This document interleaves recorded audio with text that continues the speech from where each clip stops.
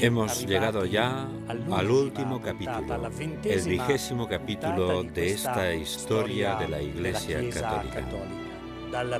Desde aquel anuncio que el arcángel Gabriel hizo a la Virgen María, el anuncio de que había sido la elegida como Madre del Señor, el Señor de la historia, hemos llegado a los últimos tiempos, a narrar aquello que ha sucedido en este último siglo de historia. Hemos dispuesto de poco tiempo y sobre algunos temas hemos tenido que resumir. Nuestro objetivo era hacer crecer la conciencia de pertenencia a la historia de la Iglesia Católica, en la cual cada uno está llamado a vivir en esta historia, a ser protagonista de la misma, a participar de la historia de la salvación que se inserta y está dentro de la historia de la Iglesia. Si Dios es Padre de todos los hombres, la Iglesia es la Madre, es nuestra Madre.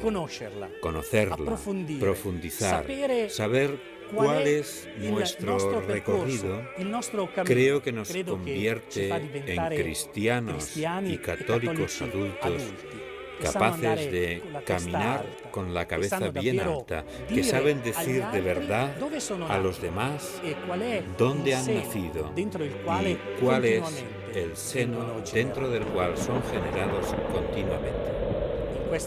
En estos 20 capítulos nos hemos encontrado con muchos personajes, hombres y mujeres.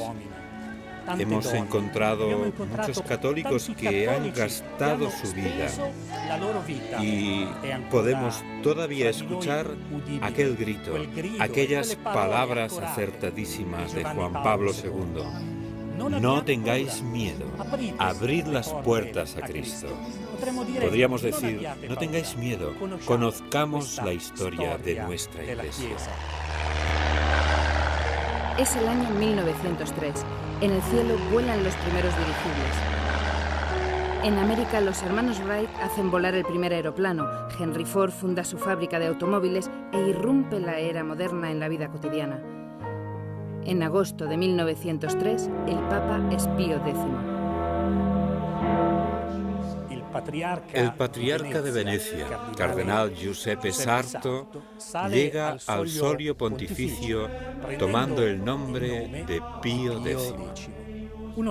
Una de las primeras tareas de Pío X será reorganizar la estructura de la Iglesia para enfrentarse a los desafíos de la modernidad, pero también para hacer frente a los desafíos teológicos, ya que precisamente durante su pontificado aparece el modernismo, que también aporta peticiones buenas. Pero, como siempre sucede, si se llevan las cosas al extremo, pueden degenerar. Y Pío X se ve obligado a publicar en 1907 una encíclica en la que condena precisamente el modernismo. En esta Europa suceden acontecimientos que la sacuden. Estamos en 1914. En Sarajevo, Francisco José y su esposa son asesinados. Esta es la chispa que desencadena la gran masacre que será la Primera Guerra Mundial. Pocos meses más tarde, el 3 de septiembre de 1914, era elegido Papa Benedicto XV. El Papa Benedicto XV se encuentra con la difícil situación creada por la Primera Guerra Mundial. En las trincheras de Europa mueren cada día miles de personas. Es una locura que parece no tener fin. Se suceden las atrocidades que crean cada día nuevas viudas y huérfanos. La misericordia parece no tener cabida. Entre el alambre de espinos y las trincheras se juega el destino de la civilización y las ideas. El Papa Benedicto XV declara a la Santa Sede neutral, pero neutralidad no significaba indiferencia respecto a lo que estaba sucediendo en los campos de batalla, donde son ya incontables los muertos por ambas partes. El Papa Benedicto XV exhorta a los católicos y a todos los que desean la paz entre los hombres para que trabajen porque finalice el conflicto que durará hasta el año 1918. En 1919 bendecirá la fundación del Partido de los Católicos, creado por don Luigi Sturzo, que trata de oponerse al naciente fascismo de Benito Mussolini. Este le obligará al exilio en Estados Unidos hasta la caída del fascismo. El Papa Benedicto XV no pudo terminar el programa que había comenzado. La muerte le llegó por sorpresa el 22 de enero de 1922. Aún así, había hecho mucho también por las misiones y había subrayado que eran un trabajo de toda la Iglesia. A la muerte de Benedicto XV no había quedado nada del poder de la Rusia de los zares. Se había instalado el poder de los soviets, una burocracia fuerte que trataba de difundir la ideología comunista a través del exterminio y la deportación de miles de personas.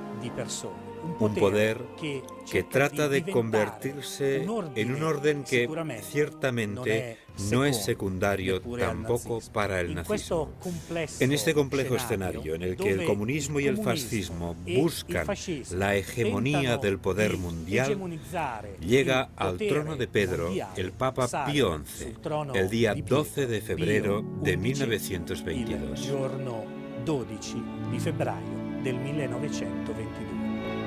Solo 3 años antes, en Fátima, se había construido una pequeña capilla en el lugar donde más tarde se erigirá una gran basílica, meta de innumerables peregrinajes en memoria de las apariciones de María a 3 pequeños pastorcillos, Lucía, Francisco y Jacinta, a los que la Virgen les revelará incluso el drama de la Rusia de los soviets y sus horrores, que intentará difundir por el mundo. En este espíritu de renovada espiritualidad que se contrapone al materialismo de las ideologías, Pío XI exhorta en sus encíclicas a que los fieles redescubran una vida religiosa coherente con la fe católica que profesan. Y la coherencia en la fe es el tema del Año Santo de 1925, en el que participan más de 500.000 de personas.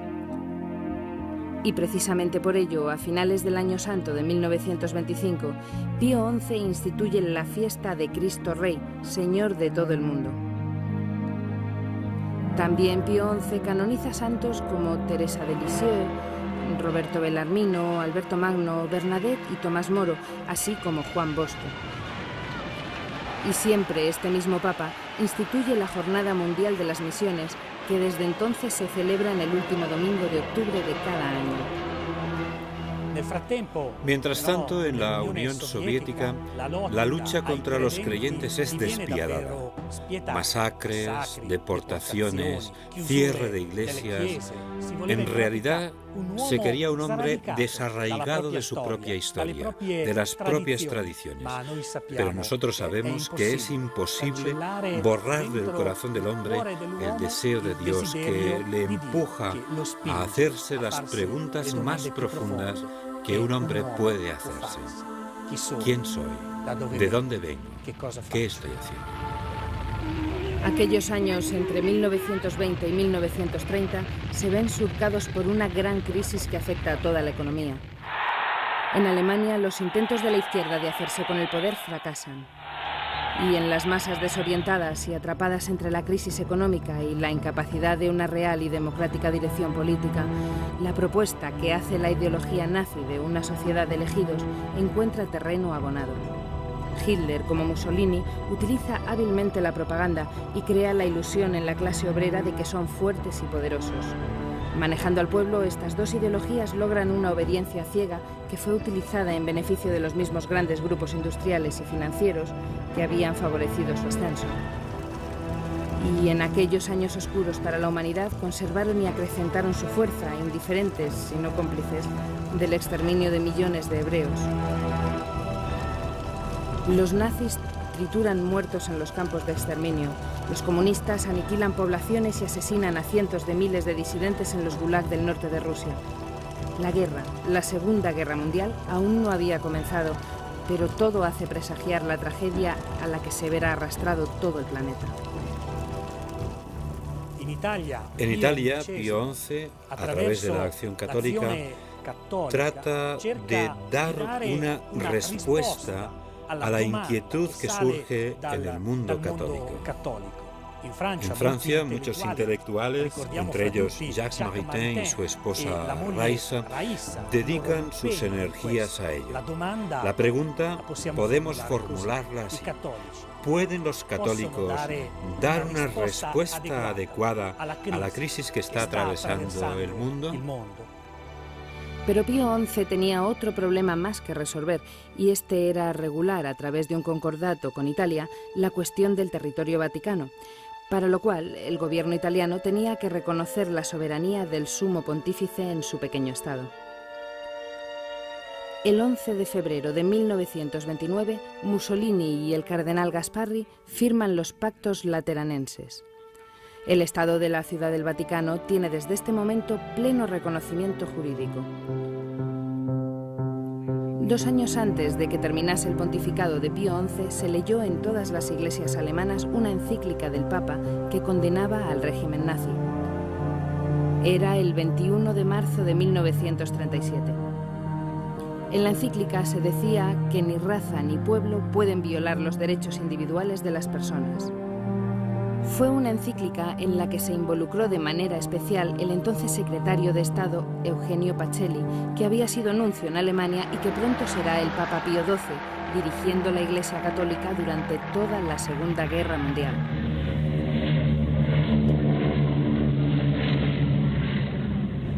Millones de muertos, millones de hebreos inermes asesinados en las cámaras de gas y quemados en hornos crematorios. La bomba atómica casi fue el epílogo inevitable para reencontrar la paz en un planeta enloquecido, donde todos los horrores se justificaban en nombre de la locura ideológica nazi. En Italia, a la derrota del fascismo contribuyó un frente popular compuesto por todas las fuerzas democráticas que fundarán la República Italiana, en la cual los católicos, tanto en esta fase como en su reconstrucción, fueron uno de los factores determinantes. Al Papa Pío XII le sucedió en el trono de Pedro Juan XXIII, elegido en 1958. Pocos meses después, el 25 de enero de 1959, anunciaba la convocatoria de un concilio ecuménico, el Concilio Vaticano II, que se abrirá en Roma el 1 de octubre de 1962. El 1 de octubre del 1962.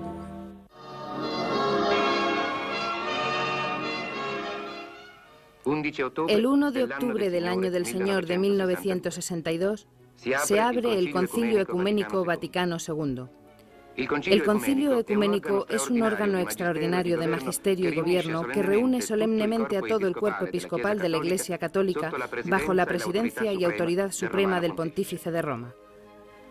Junto a los pastores de las iglesias de reciente fundación, participan delegados de las comunidades cristianas más antiguas, que testimonian su larguísima historia con sus mismos ropajes. En el Concilio Vaticano II participaron 2.540 padres conciliares, procedentes de todo el mundo. La mayor participación que recuerda la historia de la Iglesia y la historia de los concilios de la Iglesia Católica. No era un concilio que tuviera que definir o condenar errores, sino un concilio que tenía que abrirse al mundo para posibilitar el diálogo con él, para que los hombres y las mujeres pudieran recibir de nuevo aquel anuncio que el Señor había dejado a su Iglesia.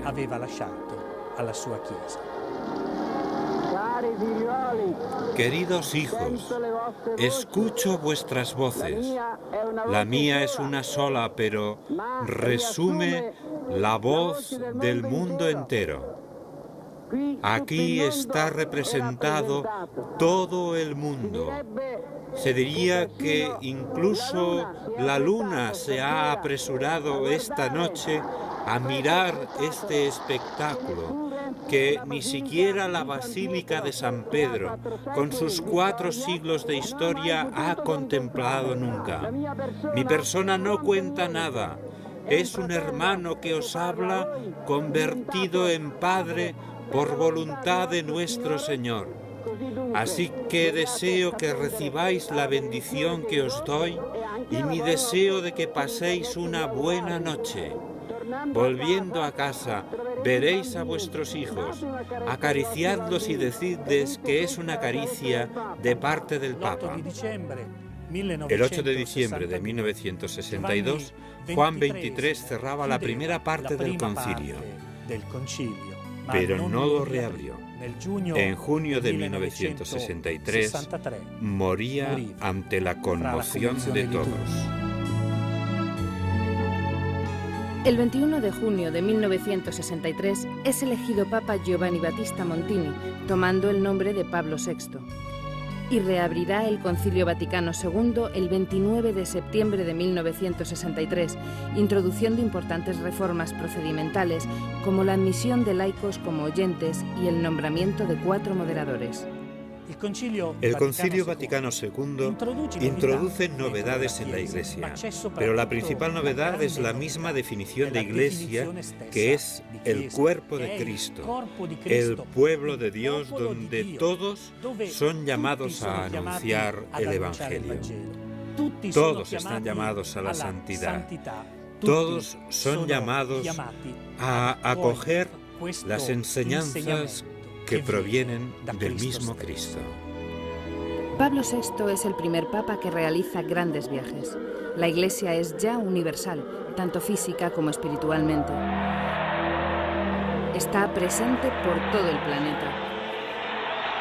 Pablo VI, vicario de Cristo, se confirma sucesor de Pedro, apóstol entre las gentes, viajando desde la India hasta la sede de la ONU en Nueva York, donde pide la paz y la cooperación entre los pueblos. El Papa del Concilio Vaticano II muere el 6 de agosto de 1978. A Pablo VI le sucede Juan Pablo I, un pontificado brevísimo, ya que el Papa muere apenas un mes más tarde y al que aún hoy recordamos por su dulzura.